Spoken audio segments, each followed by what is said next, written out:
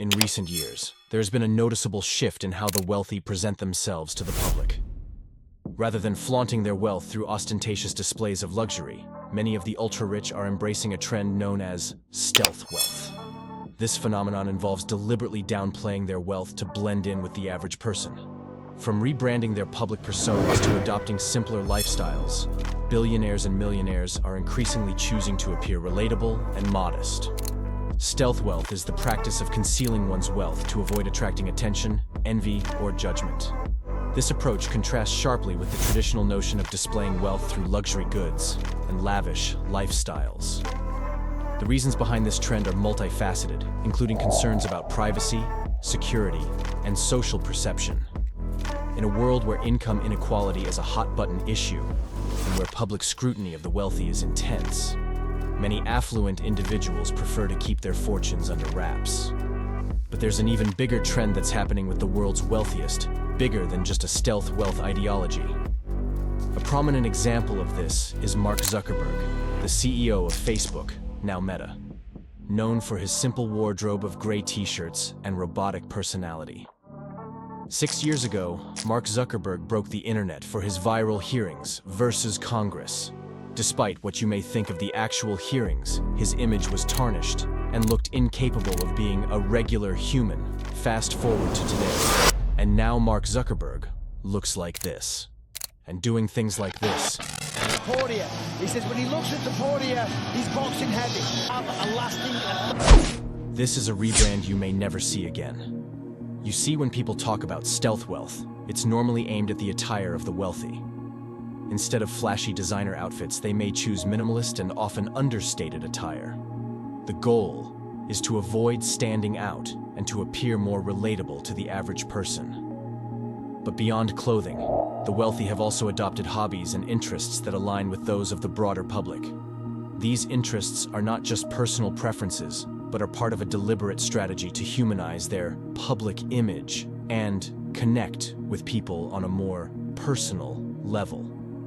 By engaging in common hobbies, they bridge the gap between their extraordinary wealth and the everyday experiences of the average person. The wealthy often leverage sports, entertainment, and entrepreneurial ventures to blend in and make themselves more relatable to the general public.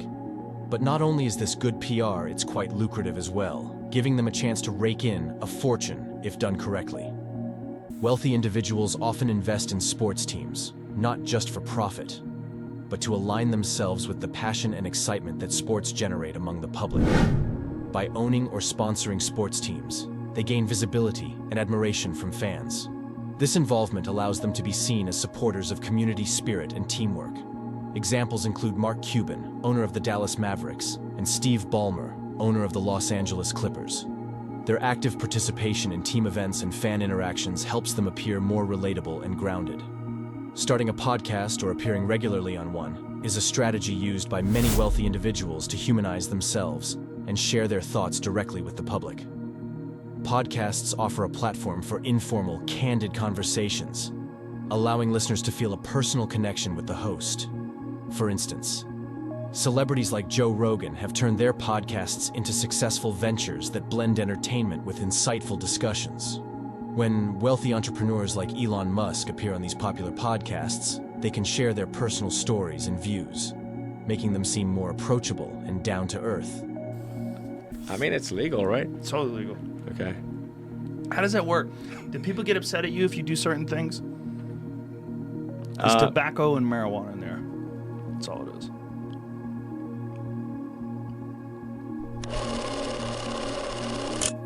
Amazon's newest deal is starting off with a bang. Amazon acquiring MGM Studios for $8.5 billion. The mega-rich often invest in entertainment projects, such as films, music, and television shows, to immerse themselves in pop culture.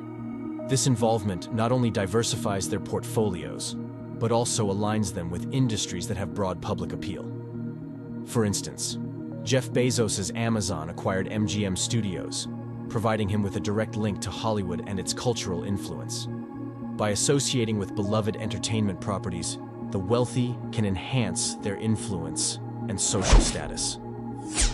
Jeff Bezos is here. Oh, Jeff Bezos. wow, great actor. Starting liquor companies has become a popular trend among celebrities and wealthy entrepreneurs. This venture allows them to enter a market that is both lucrative and culturally significant. For example, George Clooney co-founded Casamigos Tequila, which became a massive success and was eventually sold for $1 billion. Similarly, Ryan Reynolds invested in Aviation Gin, leveraging his star power to market the brand effectively. These ventures help the wealthy connect with consumers who enjoy socializing and celebrating, making their public personas more relatable, fun-loving, and cooler. This trend reflects a significant shift in how the wealthy navigate their public personas and interact with society. These strategies not only help them manage their public relations, but also allow them to influence culture. The ultra-rich are attempting to blend in and mitigate the negative perceptions associated with extreme wealth. And to be honest, I think it's working.